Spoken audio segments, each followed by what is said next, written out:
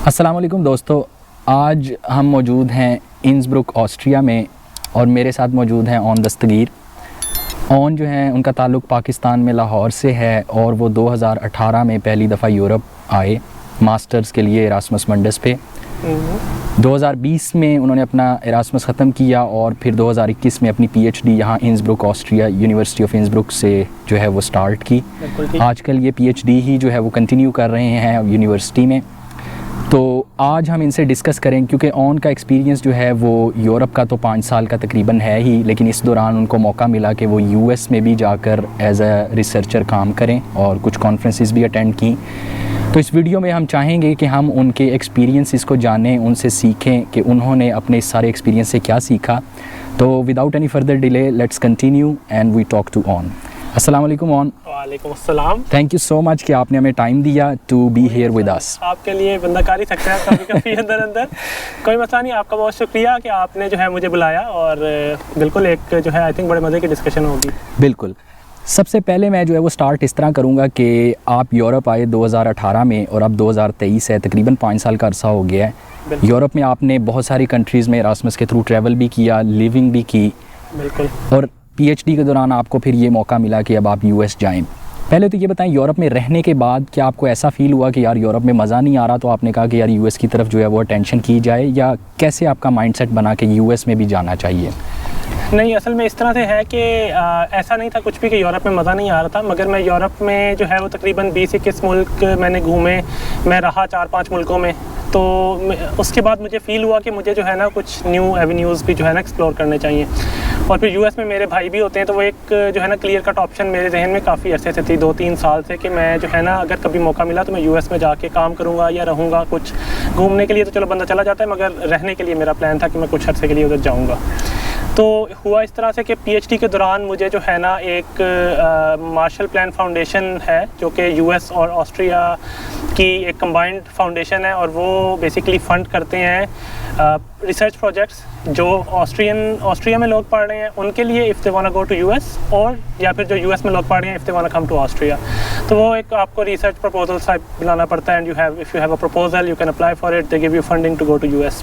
तो वो एक मुझे चीज़ नज़र आई, तो मैंने सोचा कि इससे बेहतर मौका तो नहीं मिलेगा। तो वो उसके लिए मैंने अप्लाई किया। मेरे पास एक प्रोजेक्ट था जो कि इन्वायरमेंटल प्रोटेक्शन एजेंसी यूएस का प्रोजेक्ट था गवर्नमेंट का, तो उसके लिए मैंने अप्लाई किया और वो मुझे मिला। तो इस लिहाज से जो है ना वो फिर मुझे मौका मिला कि मैं यूएस जाऊँ। ठीक हो गया। अच्छा, ये आपने मेंशन किया मार्शल प्लान स्कॉलरशिप की, ये सिर्फ यूएस और ऑस्ट्रिया के दरमियान ही कोऑपरेशन है या कि अदर यूरोपियन कंट्रीज़ में भी डिफरेंट प्रोजेक्ट्स एग्जिस्ट करते हैं डिफरेंट नेम्स के साथ? हाँ जी, वो आई थिंक हर गवर्नमेंट का, हर यूरोपियन मुल्क की गवर्नमेंट का अपना एक उनके साथ है सिस्टम, मगर ये सिर्फ ऑस्ट्रिया, जो मार्शल प्लान फाउंडेशन है ना, वो सिर्फ काम करती है ऑस्ट्रिया में और यूएस में। तो ये इस नाम से जो है वो सिर्फ ऑस्ट्रिया के अंदर है। बाकी ऑफ कोर्स हर गवर्नमेंट का अपना आपस में लिंक्स हैं और हर मुल्क का जो है अपना एक सिस्टम है जो कि आपको बिल्कुल मिल जाएगा, and I think there are plenty of opportunities for every country, मगर ऑस्ट्रिया की जो है ना वो मार्शल प्लान फाउंडेशन के साथ है। ठीक हो गया। अच्छा, मार्शल प्लान फाउंडेशन के थ्रू जो आपका स्कॉलरशिप था, आपने अप्लाई किया, ज़ाहिर बात है आपने यूनिवर्सिटी के थ्रू जो है प्रोसेस आपका सारा हुआ, आप यूएस गए। यूएस में किस स्टेट में, किस यूनिवर्सिटी में जो है वो आपने जो है वो फिर वहाँ पे रिसर्च पोजीशन जो है वो एक्वायर की? तो यूएस में जो है वो मुझे काम करने का मौका मिला, वो मैं था टेक्सास के अंदर, और टेक्सास में university of Texas at Austin के अंदर। तो ऑस्टिन टेक्सास का कैपिटल है। मैं वहाँ पे जो है वो 6 महीने का मेरा प्रोजेक्ट था, मैं 6 महीने उधर रहा, मैंने जो है वहाँ पे उनके साथ काम किया। तो बेसिकली यूनिवर्सिटी ऑफ टेक्सास जो है वो आपको तो आइडिया होगा कि वो इंजीनियरिंग में जो है वो दुनिया की सबसे अच्छी यूनिवर्सिटीज़ में मानी जाती है। यूएस में भी वो टॉप 5 में इंजीनियरिंग यूनिवर्सिटीज़ में। तो वो एक बहुत अच्छा इंस्टीट्यूशन है, बड़ा बहुत ज़बरदस्त जो है ना, वहाँ पे सब कुछ फैसिलिटीज़ वगैरह हैं। तो वहाँ पे जो है मैं 6 महीने बेसिकली रहा। ठीक हो गया। अच्छा, अब हम ये डिस्कस करना चाहेंगे कि चूँकि आप यूएस में रहे 6 महीने और यूरोप में तो आपने एक अच्छा खासा टाइम गुजारा है। बिल्कुल। पहले तो ये बताएं कि आप से अगर पूछा जाए कि यार आप अगर चूज़ करना चाहें एक कंट्री या दूसरी country based on all the factors, पहले जनरल एक ओपिनियन ले लेते हैं, तो आप क्या कहेंगे? पहला ख्याल थॉट क्या आता है कि यार यूरोप बेहतर है या यूएस बेहतर है? अच्छा, अब इसमें जो है ना यूरोप एक बहुत बड़ा जो है ना एक एंटिटी है। यूरोप को मैं एज यूरोप नहीं कंसिडर करूँगा, मगर अगर आप मेरे से पूछे central Europe, for example Austria, Switzerland, Germany versus US, तो मैं I would say central Europe. But फिर यूरोप में ज़ाहिर बात है अगर आप साउथ की तरफ जाते हैं तो वो वर्किंग कंडीशंस और हैं, वो कुछ और मसले हैं, फिर आपके थोड़े से और डिफरेंट मुल्कों में डिफरेंट चीज़ें हैं। मगर सेंट्रल यूरोप का अगर आप कंपैरिजन करें हर चीज़ को मिला के, मेरा अपना पर्सपेक्टिव वो ये है कि I would still prefer central Europe over America. ठीक हो गया। थोड़ा सा हमें ये बताएं कि यूएस में जब आप यूनिवर्सिटी में रिसर्च कर रहे थे और यहाँ जब आपने रिसर्च की है, आपको क्या लगता है कि नॉर्थ अमेरिकन साइड पे जो माइंडसेट है या स्टेट ऑफ रिसर्च है वो कितनी डिफरेंट या कितनी सिमिलर है कंपेयर टू यूरोपियन इंस्टीट्यूट्स? तो आई थिंक वहाँ पे जो एक मेजर डिफरेंस है ना वो है काम के हवाले से माइंडसेट। आई थिंक मैंने यहाँ पे देखा है कि यूरोप में मोस्टली जगहों पे वर्क प्लेस पे बड़ा एक इजी सा माहौल है। आप जो है ना colleagues are also like your friends, जो मेरा अपना एक्सपीरियंस रहा है एटलीस्ट। ये खैर साउथ साइड पे तो काफ़ी ज़्यादा जैसा कि आपको पता है, मगर इवन सेंट्रल यूरोप में भी ये है। मगर जो यूएस में मेरा एक्सपीरियंस रहा है उसके मुताबिक जो है ना वहाँ पे वर्क प्लेस में लोग काम की ही बात करते हैं, यानी कि it seems like people are more focused on their works then Europeans और पीपल हेयर इन यूरोप। यहाँ पे एक आई थिंक जो एक बेसिक पर्सपेक्टिव है कि यूरोप में थोड़ी ज़िंदगी चिल है as compare to North America, और नॉर्थ अमेरिका में लोग जो है वो काम पे थोड़ा ज़्यादा फोकस्ड है। तो ये एक बड़ा बेसिक डिफरेंस आई थिंक है। ठीक हो गया। अच्छा, अगर मैं आपसे ये पूछूं कि अगर हम यूनिवर्सिटीज़ की टॉप रैंकिंग की लिस्ट निकालें दुनिया में, टॉप इंजीनियरिंग की बात कर लेते हैं जनरल भी, तो ऐसा लगता है कि टॉप 50 या टॉप 100 में कम से कम मोर देन 50% यूनिवर्सिटीज़ जो हैं वो यूएस की हैं। स्टेट यूनिवर्सिटीज़ हो गई या आईवी लीग्स की हो गई या डिफरेंट यूनिवर्सिटीज़ हो गई, जबकि यूरोप में भी बहुत अच्छी यूनिवर्सिटीज़ हैं, लेकिन मेजॉरिटी जो है वो स्टेट्स में चली जाती है। बिल्कुल। इसकी क्या वजह आपको नज़र आती है?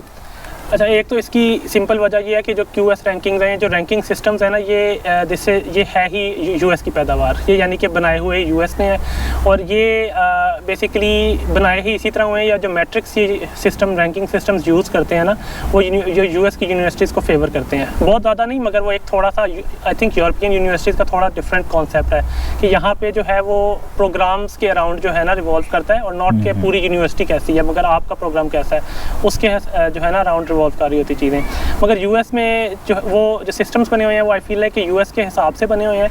तो ऐसा नहीं है कि यूरोप में यूनिवर्सिटीज़ उस लेवल की नहीं है, मगर ये I don't think they care about those ranking systems, या ये नहीं चाहते कि हम उसके हिसाब से अपनी यूनिवर्सिटी को करें कि वहाँ पे टॉप पे आए। तो this is not something which they are interested in. ठीक हो गया, क्योंकि पाकिस्तान में जब हम होते हैं, लेट्स से पाकिस्तान इंडिया में, तो स्टूडेंट्स का माइंडसेट ये होता है कि यार हमने टॉप ऑफ द टॉप में पढ़ना है, क्योंकि टॉप यूनिवर्सिटी से ग्रेजुएट होंगे, अच्छी जॉब मिलेगी, एक इमेज बनी होती है। आपका एक्सपीरियंस डिफरेंट यूनिवर्सिटीज़ में पढ़ने का भी रहा, यूएस में भी, यूरोप में भी। आपको क्या लगता है कि इस चीज़ में कितनी सच्चाई है कि अगर आप MIT से ग्रेजुएट हैं या आप यूनिवर्सिटी ऑफ इंसब्रुक या आप किसी एक गुड यूनिवर्सिटी से ग्रेजुएट हैं, हाँ जी, कितना फ़र्क पड़ता है?